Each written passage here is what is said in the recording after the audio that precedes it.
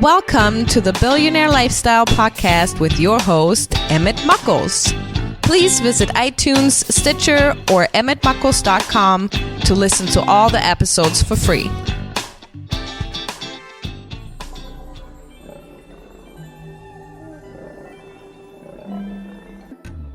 Ladies and gentlemen, welcome to the Billionaire Lifestyle Podcast with Emmett Muckles.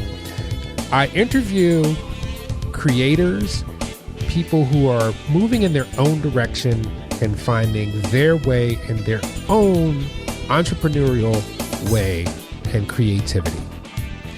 There are many paths on this earth that we can take, but sometimes we are programmed to take only a single path. There are many paths out there for us, and all you have to do is find the path that is right for you. Today, I have a reoccurring guest on the show. It's Byskov, and she's written another book. Now, this is what's amazing is because I just interviewed her a couple months ago, but she already has another book out titled Reincarnation in a Nutshell: Why Reincarnation is Real. And this is part of the Spiritual Nutshell series, and this is book 1. How are you? I'm absolutely fine, thank you. Where did this come from? This is relatively quick. Was this in the works for some time and it just manifested itself?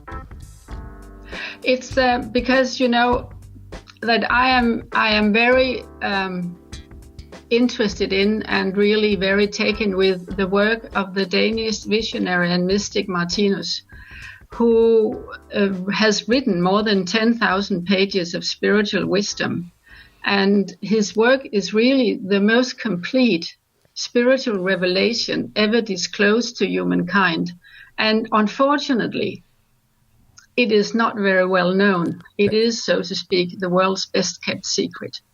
And I'm actually doing what I can to reveal it, to make it better known, because it is so fantastic. It reveals a completely new way of looking at the world, and a way that is logical, intelligent, that appeals to our intellect, and that fits our present level of evolution. So it is so timely that we should become more knowledgeable about his work. Now, Martinus was Danish. He died in 1980, and I have studied his work since 1995. So I have been studying his work for 24 years, and I'm still equally enthusiastic about it because there's so much to say and there's so much to tell. And that is probably why I have now again published a new book about aspects of his work, which is the one you just mentioned, Reincarnation in a Nutshell. And this is my 7th book about aspects of his work. So I hope that answers your question, why it came out so quickly. There will be other books out soon also, because, as I said, there's so much to write about. So I'm wondering, why don't you have a discussion series to promote this more? I mean, I'm sure you have a following, and I know this because as soon as I released your episode, I began to see some really positive uptake in the fact that you were on the show, and it was actually mind-blowing because, and this is how it is, you do something and then it manifests and you're like, wow, I had no idea. So what mechanisms do you have other than the books to bring this to the world? I'm really doing all I can. I mean, I have my monthly blog and my newsletter, and I have my Facebook page. I publish a new post every second day, and I think I'm really doing what I can. But there's only so much I can do, and I'm sitting here in Spain, and not that there's anything wrong with that, but it's warm. I mean, what and maybe also because I'm not that well connected. I may not have the knowledge about how to divulge this as somebody else would if that was possible. Yeah. I'm just trying to do what I can. That's the best. That's the best answer. And that's actually literally the best answer, because we do what we can, and many of us get caught in this life and we just get so overwhelmed. And sometimes you just have to do what you can. And when the time is right, everything will reveal itself. But I want to talk about some of your chapters. You have your basic introduction. But something stuck out at me when I was going through the table of contents, which is ray-formed matter. Can you explain that to me? Oh, yes, I can. Absolutely. This is a very good question also, Emmett, because what the mainstream narrative tells us is that only what we can see and touch exists. I mean, we can touch physical matter, and that we all agree that physical matter exists. But we don't all agree that there's another type of matter that we cannot see and that we cannot touch. And now somebody may think, well, that doesn't exist, but everybody knows that this type of matter exists because they use it every day. They use it when they speak on their mobile phones, when they roam cordlessly on the internet. And when they use their GPS, we know that invisible matter exists and that it can hold information. And the science of physics also completely agrees that there is a type of matter that is not visible, only they call it electromagnetic radiation. And this electromagnetic radiation is really the same as what Martinus called ray-formed matter, only he did not at the time know the term used by physics, because he started writing about this already in the 1920s. So he would not have been familiar with the term electromagnetic radiation. But anyway, it's the same. Ray-formed matter, electromagnetic radiation. And as I said, the science of physics has defined very well the electromagnetic radiation. So there's nothing hocus pocus or unknown about it. It's just that this type of matter exists everywhere. There's electromagnetic radiation around us everywhere. And most people can't see auras, but some people can. And it is really this electromagnetic field that sits around our body in the shape of our aura, which is the most important part of who we are. Because we all think that we are identical to this physical body, but we are not. We are not the physical body. Who we really are is the aura or our consciousness, because our aura is the field that holds our consciousness. And this is who we are. The physical body is just an instrument for the spiritual forces of the consciousness. And once we get a head around that, it becomes much more easy to understand that we actually are not this physical body. And it also becomes easier to understand how we can reincarnate. So speaking of reincarnation, we're in the now. And how is the now going to affect our reincarnation? Because we, particularly in this society today, we have a lot of stress on the physical body. And something that stuck out to me recently is we go through these emotional traumas that kind of tear at our spirit. And most of us in this day and age don't know how to heal from that. Is that part of the reincarnation where you suffer, or what we call suffering, these things so that we can work them out and until go into the next life and then try and work those things out again?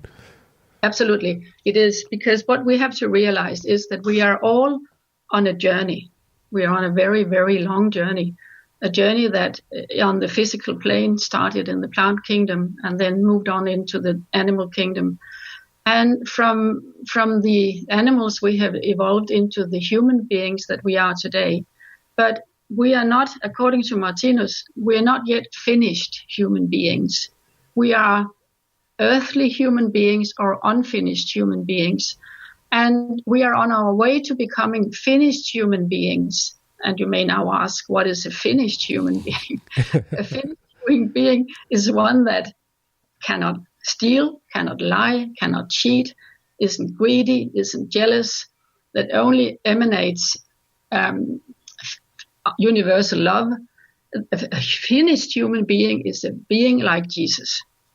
And when Jesus came to this earth 2,000 years ago, it was actually, it was not to redeem our sins, but to show how a finished human being behaves. And we're all on this path, we're all on this journey. It's obviously a very long journey, but we have time enough because we are eternal beings. But as we live this life, let us look at the life that we have here on earth, this red hot moment. There's a lot of bad things going on, and a lot of people are sowing a lot of dark karma.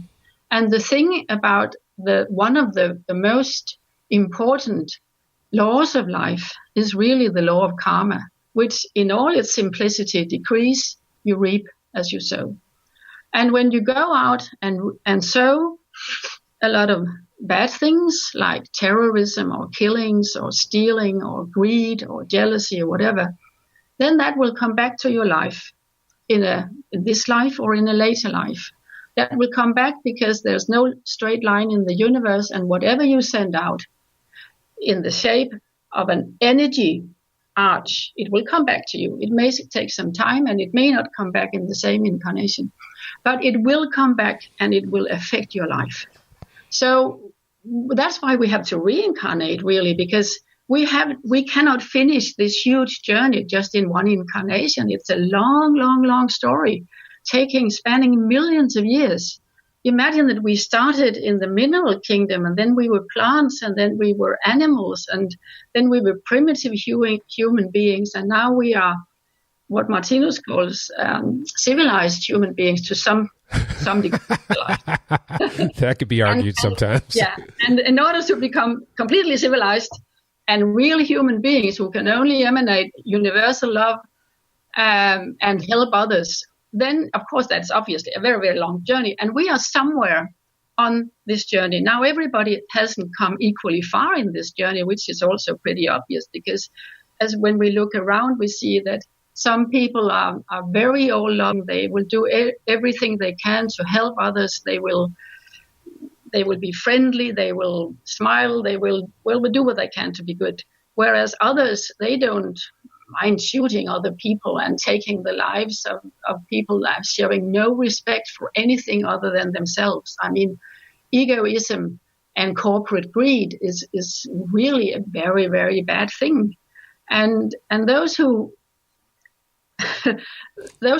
do these things, they have to learn to stop doing them. And that is the lesson for them, that then in the next incarnation, if they have been extremely greedy, in their next incarnation, they will be extremely poor.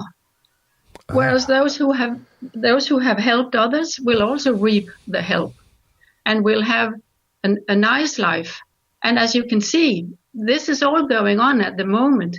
And there's a lot of karma being sown and a lot of karma being reaped. And that is why one life isn't enough. Yeah, that makes sense. I was thinking about how we go through these stages in this human life. And our human life is really short. You don't realize it when you're young, when you're 20, 21, and someone who's in mentor stage says to you, life is really short. You really have to take hold of it. It doesn't really hit you till you hit about 40 or 50 and you start seeing the other window and you're like, whoa, they were right. And your whole thinking begins to change about your spirituality. Those things that you bring into this life and then you transition to in the next life.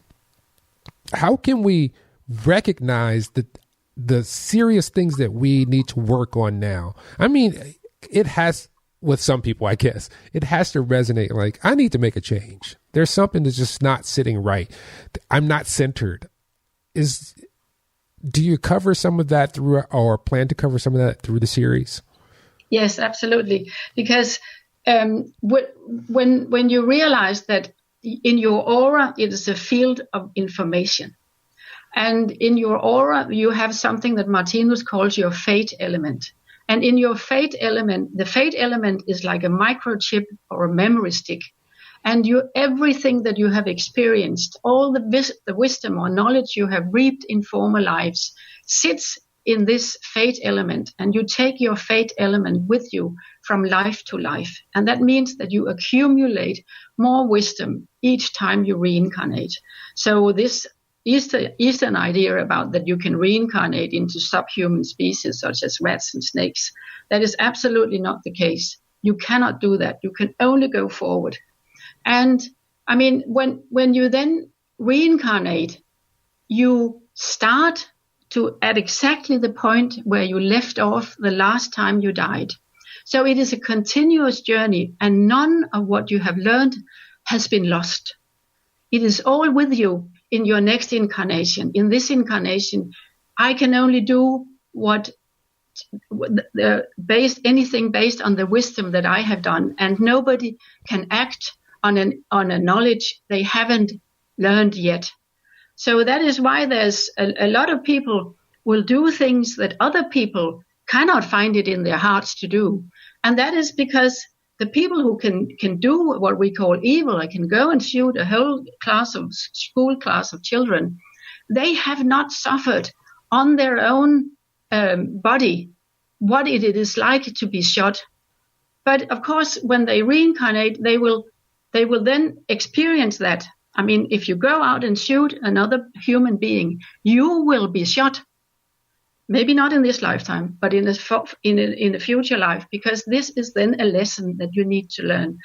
And mind you, karma is not a punishment. It is a loving instruction, pointing you in the right direction, in the direction of becoming a real human being. And we can only evolve into real human beings through the knowledge that we reap through our sufferings. And this may sound hard, but it is really, as we all know, that when we suffer, we learn. That is when we learn the most. And I hope this answered your question. I'm not quite sure that was real. That's quite all right. So when we have this big fear of death. It is because we say that we're going to go to a better place in many doctrine, particularly Christianity, but there's still a real fear. And so from your experience, from your teachings, from your learnings, what happens when we expire from this plane? Yeah, I'm happy to answer that. First of all, let me say there's absolutely no reason to fear death. Point one, we have all died millions of times. It's not something new. Point two, it is a wonderful experience to die. I mean, if you doubt what I'm saying, I'm of course saying it because this is also what Martinus says. It's wonderful. Dying is the most fantastic experience. Then read some of the many hundreds of reports that have been written by near-death experiences who have actually died, left their physical body, and entered the spiritual world, been there for a short time, and were told to go back to the physical body because it was not their time yet. And do you think they wanted to go back to the physical body? They absolutely did not, because it was so fantastic being on the spiritual plane. But let me explain this in a little more detail, because it's also very interesting. We have our aura and our spirit body. Let's call it our spirit body. And this spirit body is what pulls out at the time when we die. It pulls out of the physical body, and the physical body then starts to decompose very quickly, because it was the spirit that held everything together. So the spirit body pulls out of the physical body, but the spirit body, and this is important to understand, has a vibration. Everything has vibration, and the spirit body has a specific vibration that it operates on. And it is according to the vibration it has that it is placed in the spiritual world.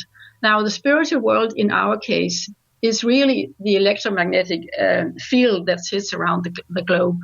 So we are not going that far. As long as we belong to this planet, we do that over a series of lifetimes. Not all the time, but at the moment we belong to the Earth, and we will go to a wavelength in the spiritual body of the Earth that corresponds to our own. And this is the law of attraction that sees to this.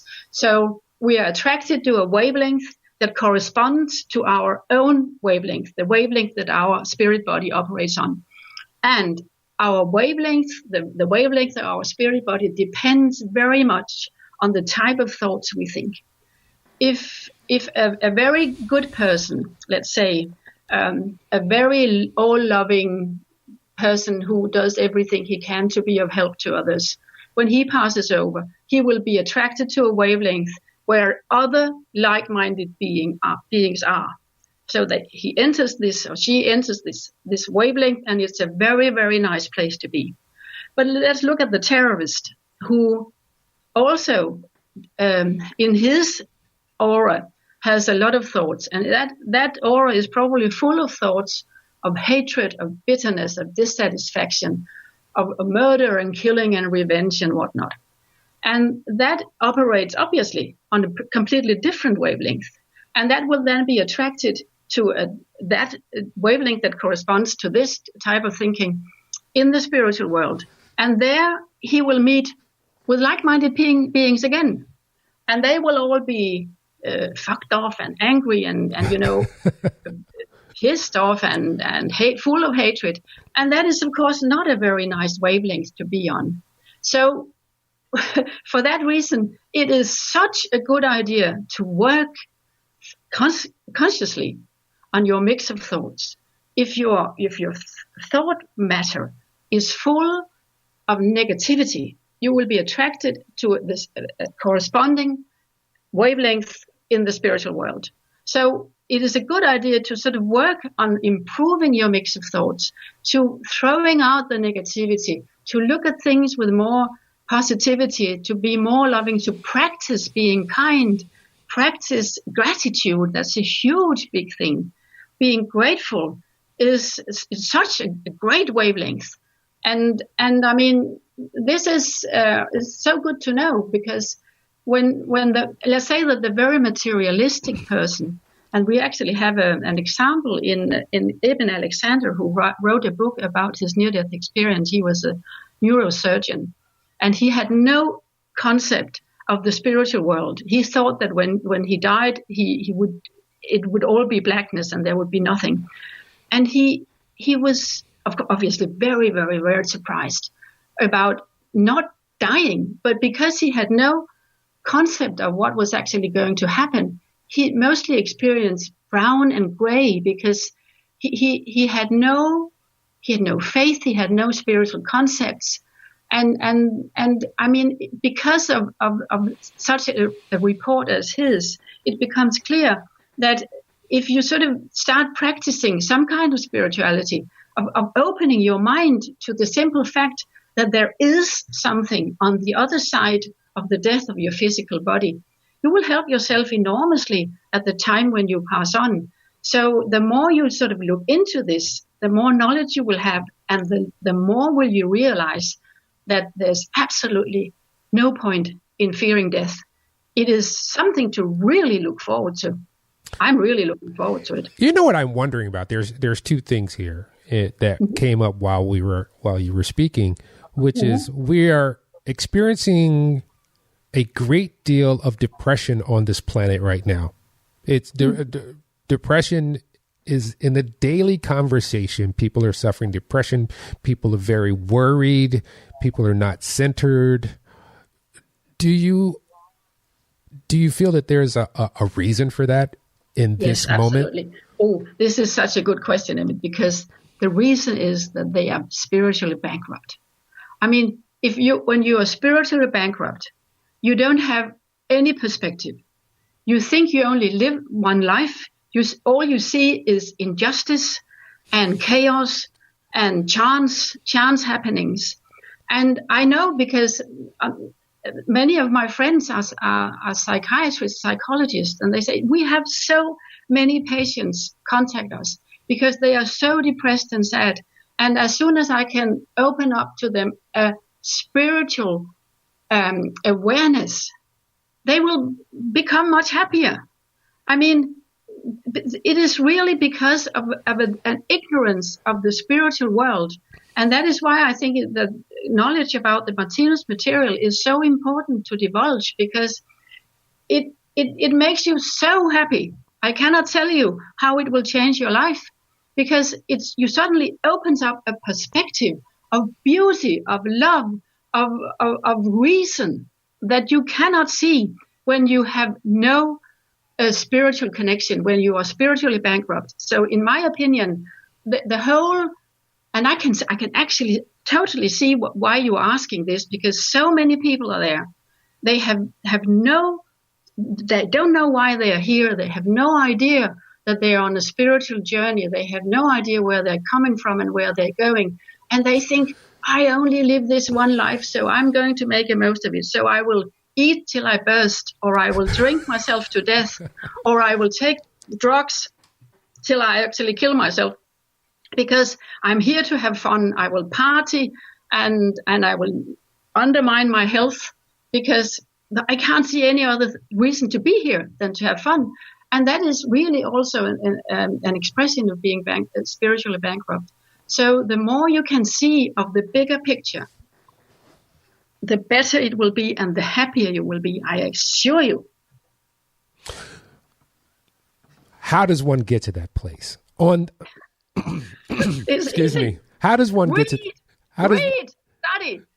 I understand this, because the reason I'm prefacing that, saying how does one get to that place, is because there are so many doctrine that are about us, but no one really knows where they are. It's almost as if you have to start a journey where, like the internet, you click on something, like YouTube, you click on a video, and then because you clicked on that particular video, now on the sidebar, another related video, and by 4 hours later, you're somewhere totally different than you started from.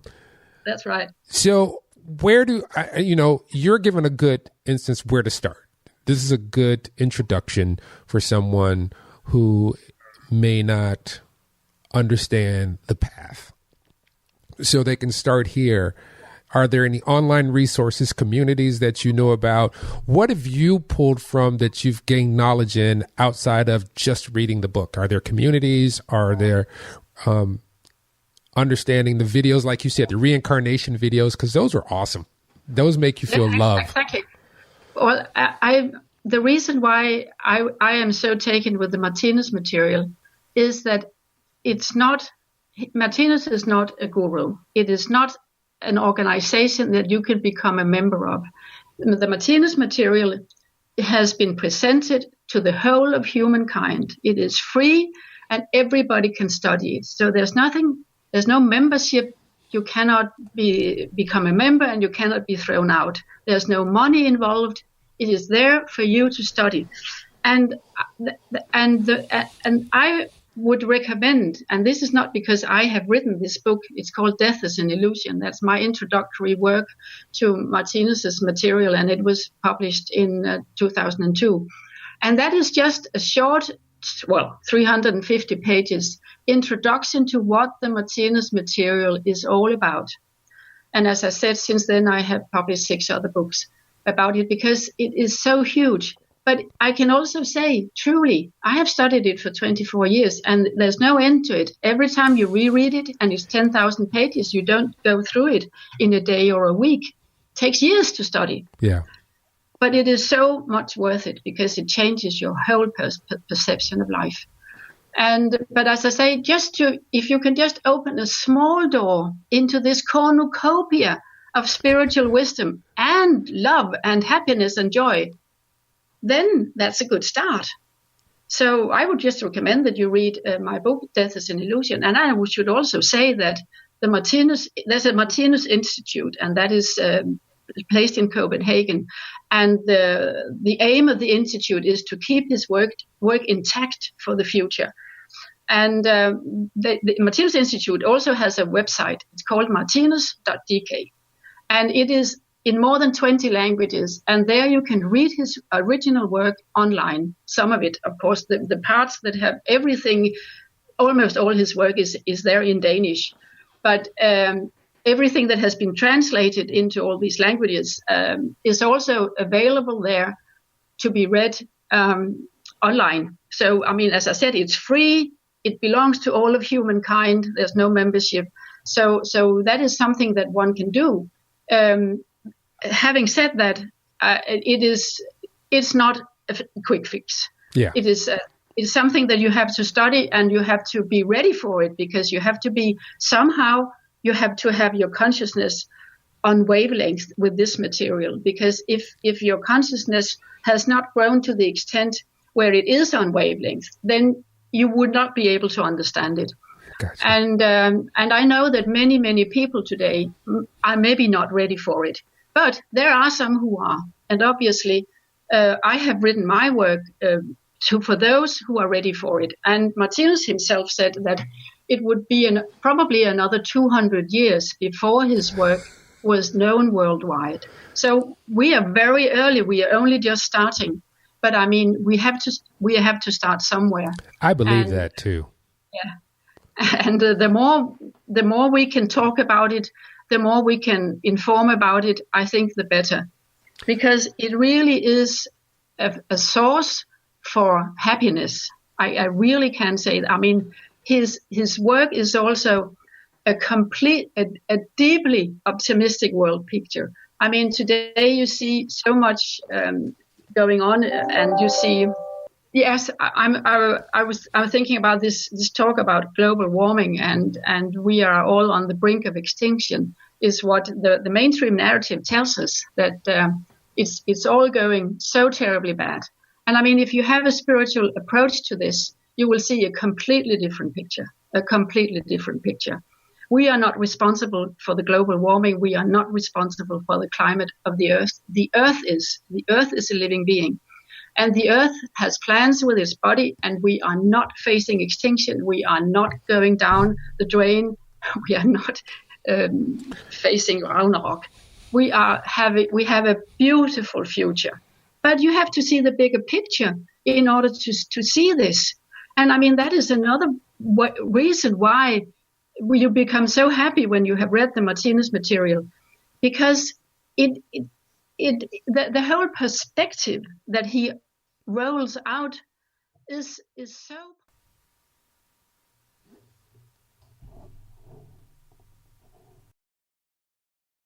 Ladies and gentlemen, I'd like to apologize. We had some technical difficulties where everything locked up, and we had to resume our conversation minutes later. But we did continue our conversation, and we moved into a different area. Forgive me.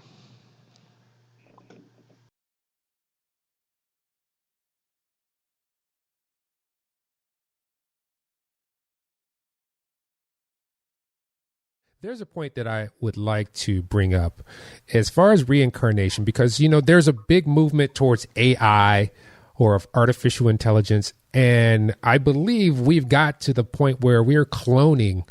We just don't know the level that we can see cloning. I succinctly believe that we have the technology, or it's probably happened where we could clone of an adult. How would that come into play with reincarnation? It's a very good question also, Emmett, and I'm happy to answer it. The really essential thing in conception of a new human being is the incoming soul. Because as I was saying before, you continue your life in your next incarnation from exactly the place where it stopped the last time you died. And you have the spirit body that has moved up to the place in the spiritual world where it will have a good long rest. And then after it has rested for some time, it will speak to its spiritual guides, and they will say, hey, it's about time that you go back and get on with your development. And the spirit will say, no, I don't want to go back there. Yeah, you have to do it. And so you will start emitting a wavelength that tells that into the universe that says, I'm ready to reincarnate. Okay. So on this physical plane, you have the man and the woman, they're having sex, and they are emitting a very strong spiritual energy at the time of orgasm. Because normally human beings, they cannot reach a high enough spiritual level when they just go around about doing their business. But during orgasm, and we all know that, we know that our energy, it raises and raises and raises. So it rises high enough to be able to attract a spiritual being sitting on the spiritual plane, ready to reincarnate. And it will attract a being that is on wavelength with the joint energy of the two love makers. So it's nothing to do with chance who we are born to. We are born to people who are mentally, intellectually, with regards to talents and interests, on wavelength with our own. But the incoming soul has everything to do with the creation of the new body.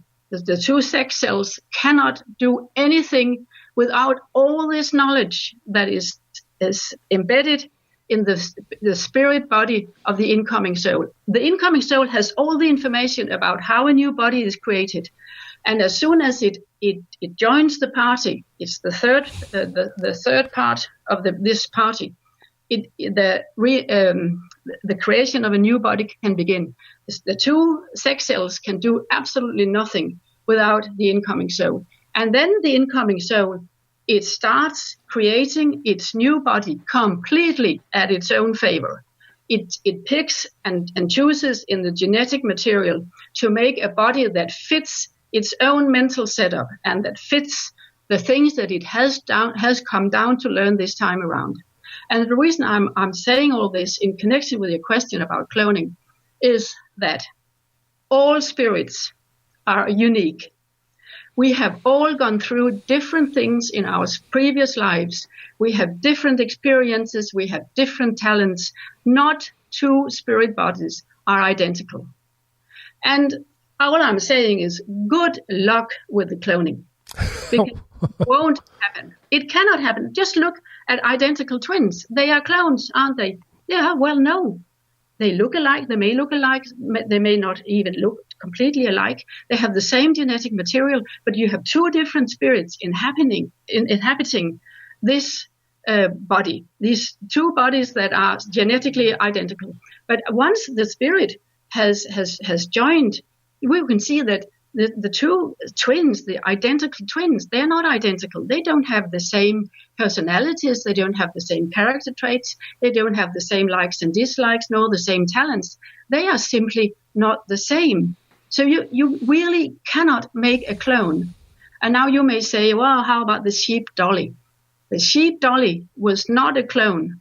It was just that the sheep have not reached a level high enough to be very clearly distinguishable as individuals.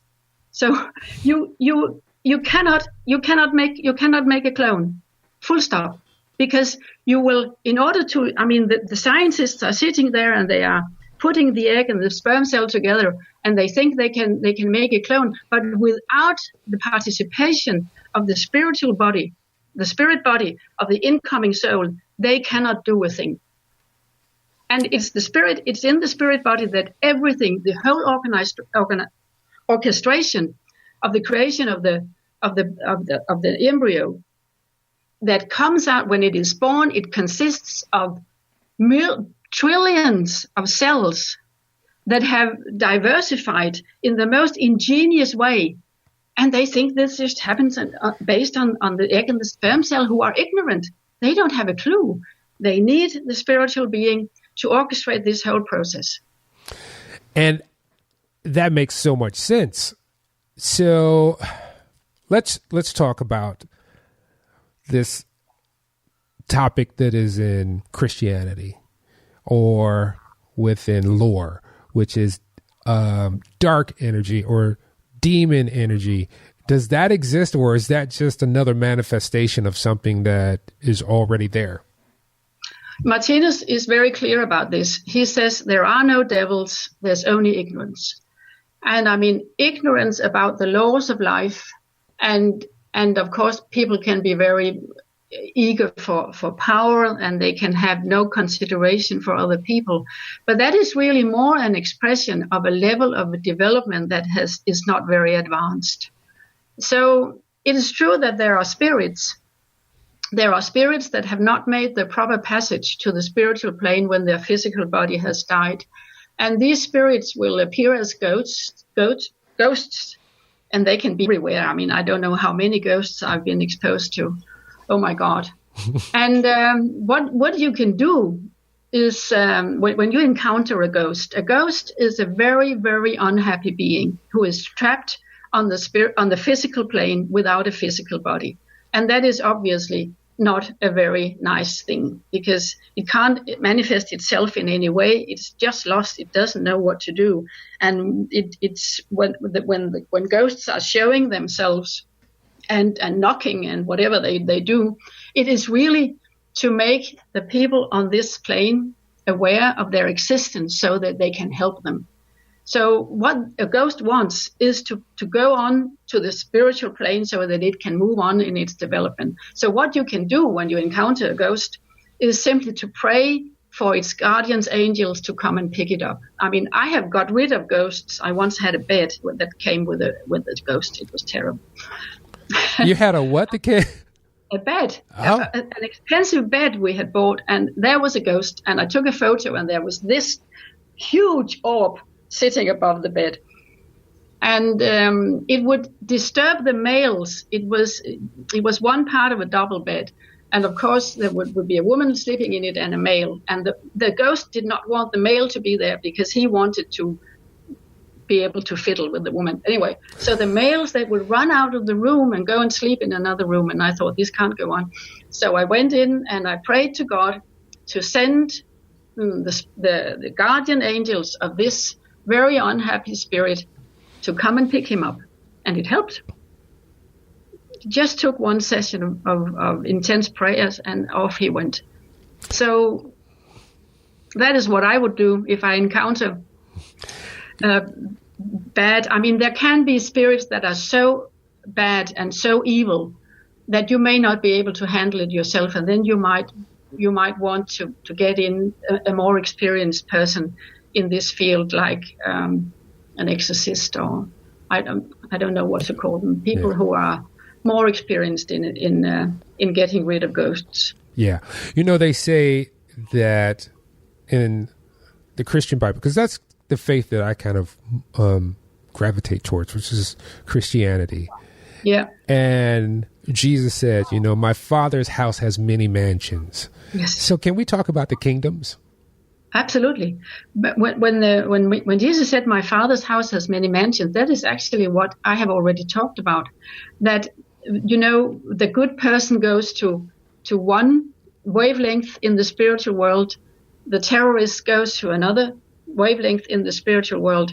What Jesus is referring to, and this is Martinus explains it very clearly, that there are as many mansions in my Father's house as there are thought spheres. Your way of thinking is a thought sphere, and there's a match in the spiritual world for every possible thought sphere. So that means that once you are on the spiritual plane, there's a whole lot of different places that you can go to. Let me also say that the Martinus material is a continuation of the mission of Christ, because Jesus said when said to his disciples, I have still many things to tell you, but you cannot bear them now. And that meant that at the time when Jesus lived, the intelligence of people was not yet evolved enough to understand the laws of life if they were explained in plain words using scientific terms. And that's why he promised that the spokesman will come and he will lead you into all the truth, and he will say, I can't remember the wording, but he would glorify me. Yes, that's what he said. He would glorify me and tell you of things to come. So the Martinus material is actually this promise being kept. And I know that many people wince when they hear it, But I mean, again, I can only say when you have read the Martinus material, you are not in doubt. You're really not in doubt. So, and it is not. Yeah, sorry. So between the teachings from the Bible and Martinus, there was the birth of Islam, or the teachings of Muhammad. How does that come into play as well? Well, everybody is standing on different levels, and not everybody has the same spiritual needs. So Muhammad came to cater for those who had different needs than those who had grown up within the Christian sphere of interest. And of course, there's also Hinduism, there's Buddhism. And again, this was to cater for people's different spiritual needs. But in the end, I mean, in maybe 2,000 or 3,000 years, there will be no religion. There will only be a merger of science and spirituality, because in order to find a belief system that will appeal to everybody, we have to merge what we know. The science, the materialistic science, is really the start of spiritual science, because we have to start somewhere. And when what we are told in spiritual science can be confirmed by the physical materialistic sciences on the earth, the two things will come together and they will merge. And then we will have it. I mean, the religions will no longer, they will have outlived their mission, because then we will have spirituality and science merged, and that will be convincing to everybody. You know, I could talk to you for hours and hours and hours. I mean, with every passage comes up a new question, but I have a finite time, as our as our psyche has a finite time in attention span. But I want to thank you so much for being on the Billionaire Lifestyle Podcast. Oh, I'm so happy to be there. You can call me anytime and we can talk on. I think I will. Because this has been just so enlightening. It's always enlightening to speak with you, and you raise my spirit. So I thank you so much. I'm so happy to hear that. Thank you. Good. Ladies and gentlemen, this has been the Billionaire Lifestyle Podcast. Remember, we are spiritual beings having a physical experience, and it can be sometimes rather daunting on the physical, and it seems to affect our spiritual. But you have to keep the faith that you are on a journey. As you progress through here, just remember to take a step forward and trust that the step will be revealed as you place your foot. With that, I would like for you guys to go in peace, and please go to emmettmuckles.com/contact and leave me some information regarding to how you feel about the podcast and topics you would like to hear. Till next time, love you all. Go in blessings. Peace.